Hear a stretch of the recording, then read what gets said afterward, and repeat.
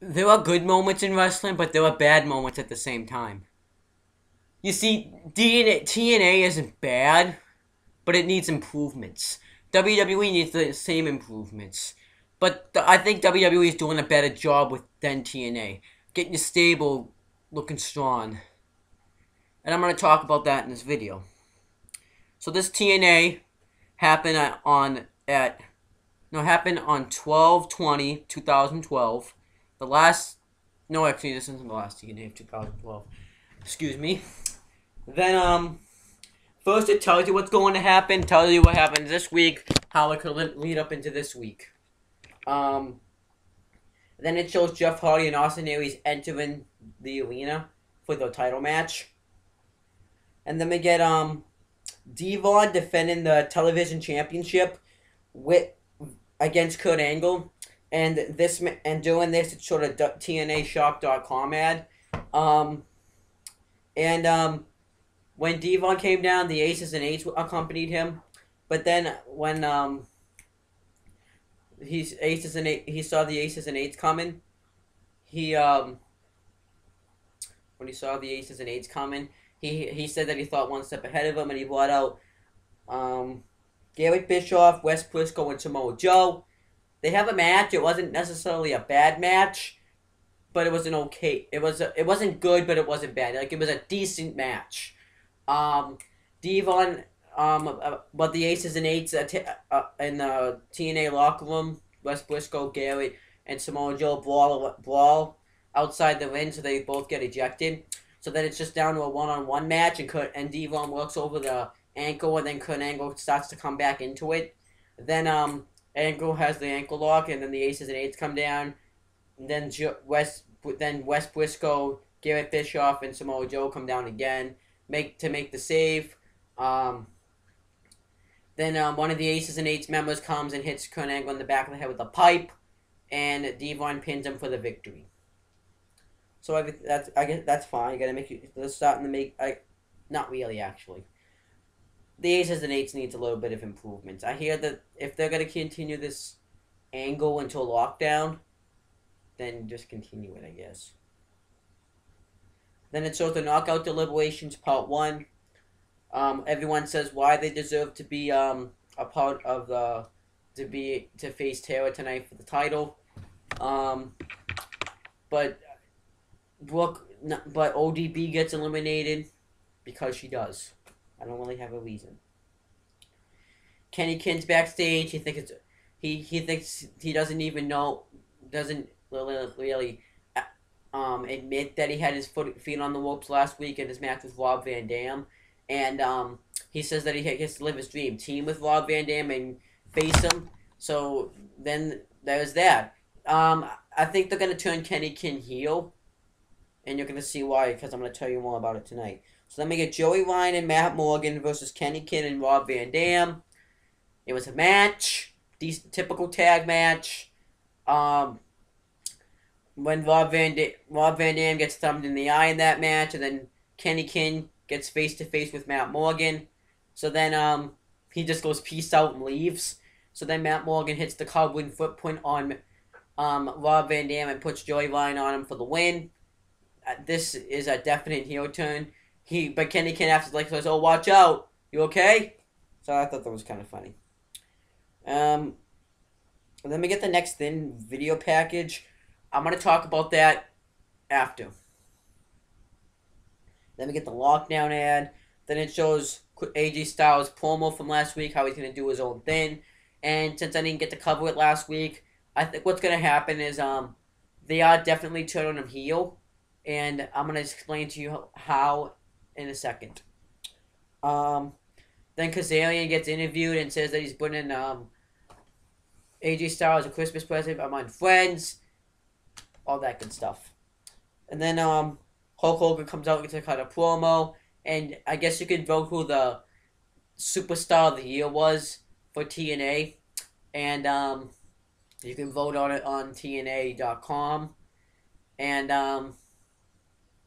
TNA, and they'll announce it on the 3rd. Aces and Eights come out.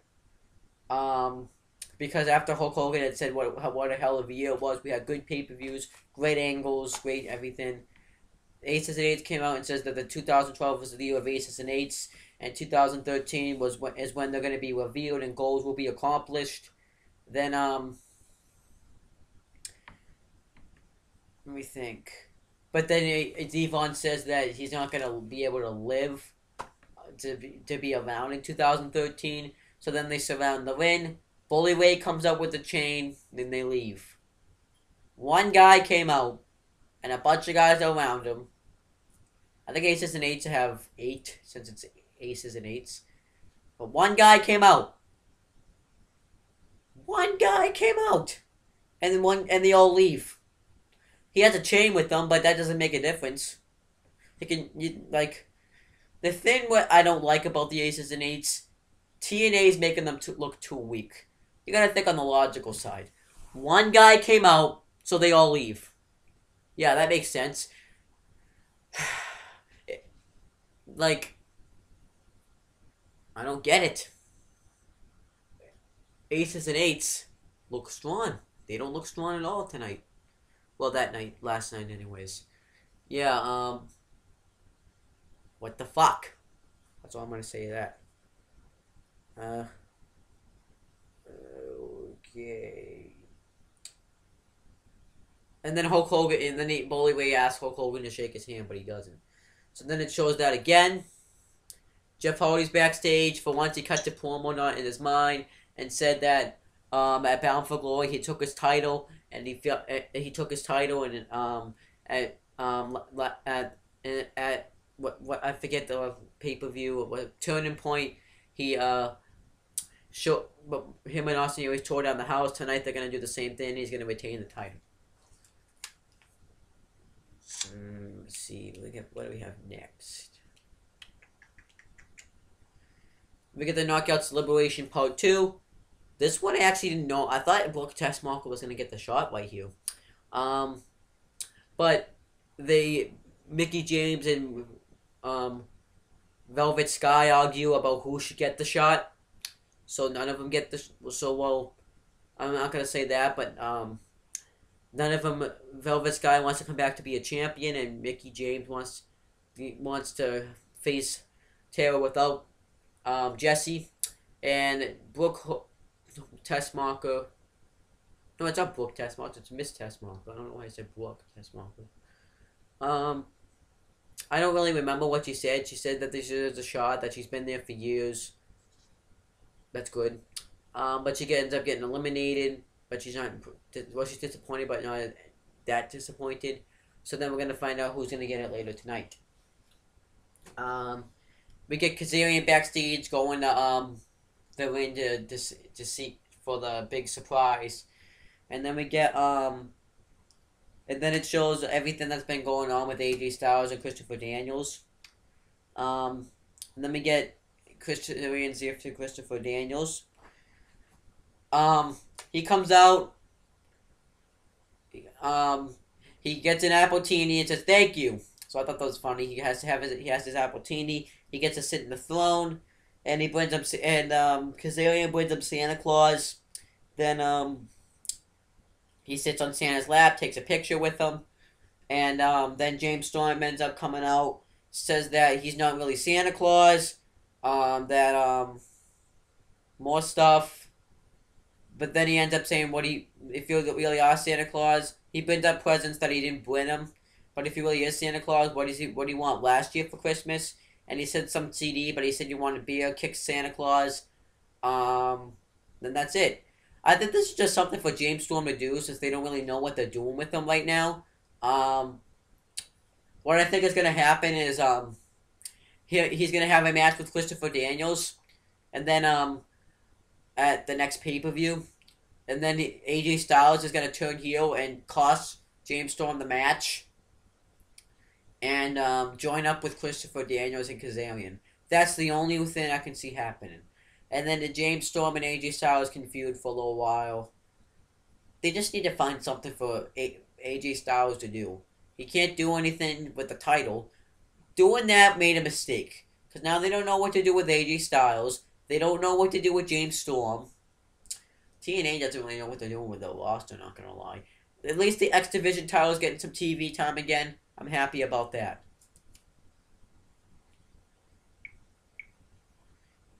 Then after that, Austin Aries is backstage. He was pretty funny tonight, I'm not gonna lie. He says, "Do you hear anything in my mind?" He brings up the Jeff Hardy things, and he said exactly what I thought. He said that tonight he's gonna win the World Championship, that all this stuff is finally gonna pay off, and that tonight's a wrestling match, not a ladder match. And he's gonna beat Jeff Hardy.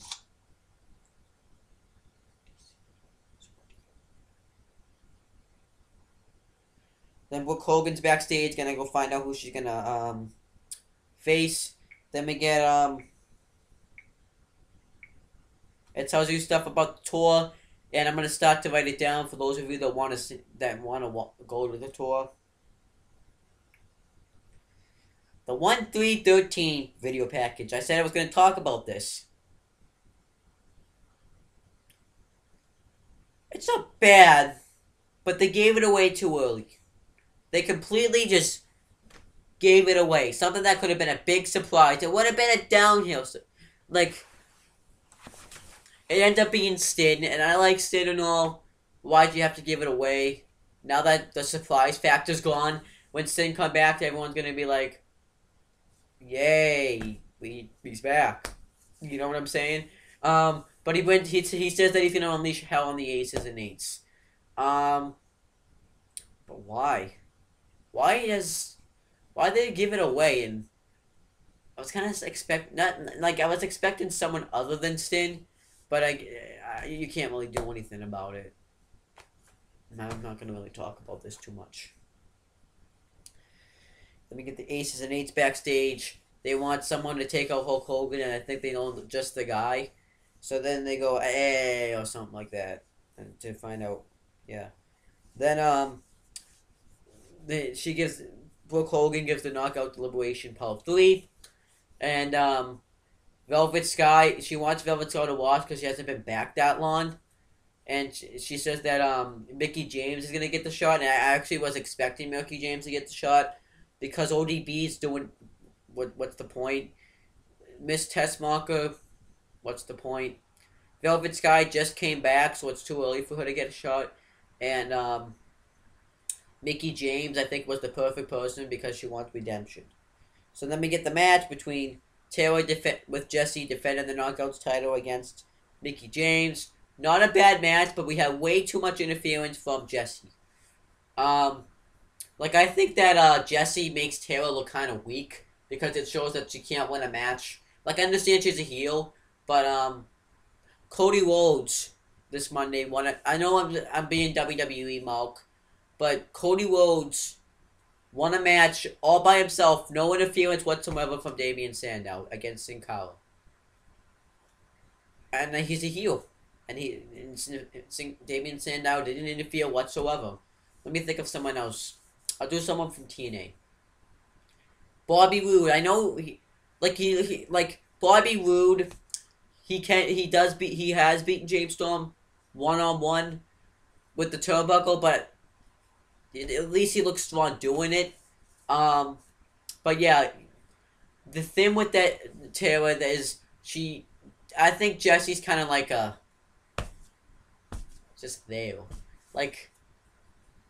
I'm not trashing him at all. It's just he can't really wrestle. He can wrestle. I bet if they gave him a chance, but they need to put him in a developmental. They need to put him in Top Rope Promotions somewhere else, like they're doing with Crimson right now. I hear that's where he is. Because this guy can't wrestle, and he's just kind of there. And when ODB and Eric Young were around, that made sense because then it made sense. But now he's just there. There's no really reason for him to be there. AJ, there's no real reason for him to be there. I don't even know what I'm saying. I don't even think you guys will either. Then it shows Austin Aries and Jeff Hardy backstage going to the match.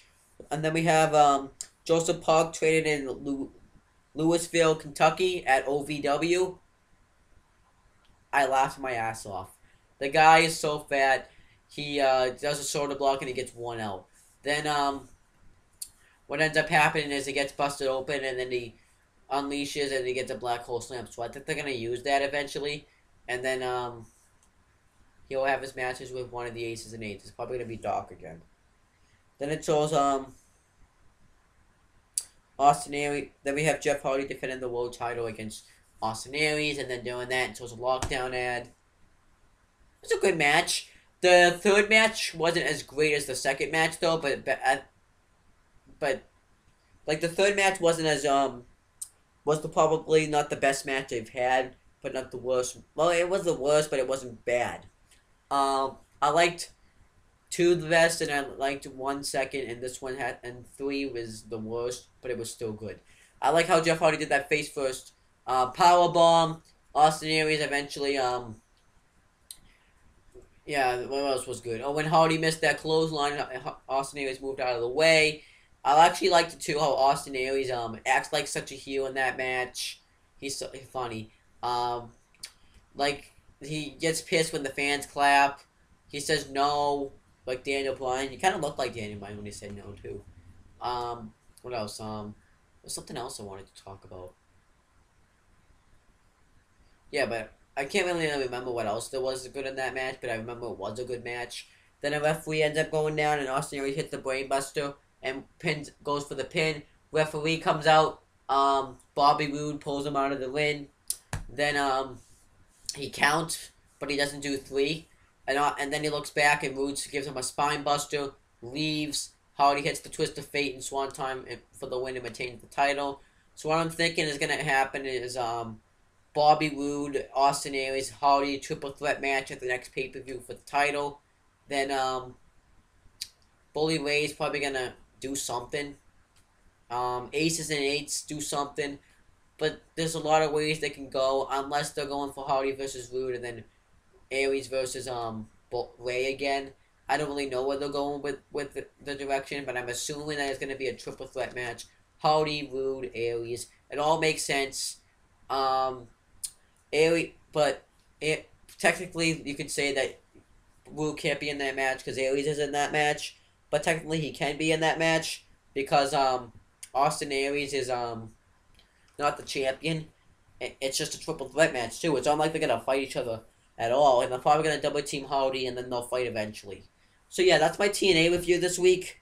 I said I promise I gave you the links this time, but I'm gonna make a video later today, probably. Just do it when I make that video.